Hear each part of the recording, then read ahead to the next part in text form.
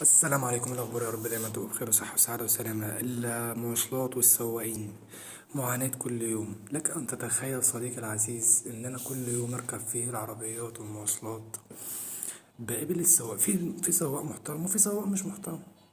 يعني مثلا النهاردة على سبيل المثال، أنا وشاب كده جسمه قريب من جسمي، رفيعين زي بعض. قلت له هاخد أنا والراجل ده الكرسي اللي قدام. قال لي لا يا باشا، لا يا باشا، أنا بركب واحد بس قدام. قلت له يا عم خليها اتنين وخلاص. قال لك لا، واحد بس قدام اركب ورا.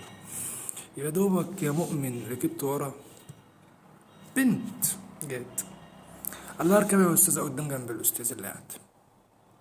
يعني ازاي؟ يعني اقنعني بقى، ده اي منطق فخلاص الواحد اتعود فمبقاش يتكلم. دي حاجه. الحاجه التانيه، تيجي مثلا تبقى رايح اول واحد وتركب قدام، مثلا عايز تركب جنب السواق، عايز تاخد مثلا كرسي وتقعد جنب الشباك كده قدام، والعربيه فاضيه ورا. تلاقي واحد كده رخم جاي، واخد واحد ولا اتنين. اقول له خد واحد بس، يقول لي طب صح اقف جنبي. طب ما العربيه فاضيه ورا اهي، ولا انت غاوي تتعبني يعني معاك؟ فكل يوم بقى من الحوارات دي مع السواقين والميكروباصات والمواصلات، ده غير وغير وغير وغير.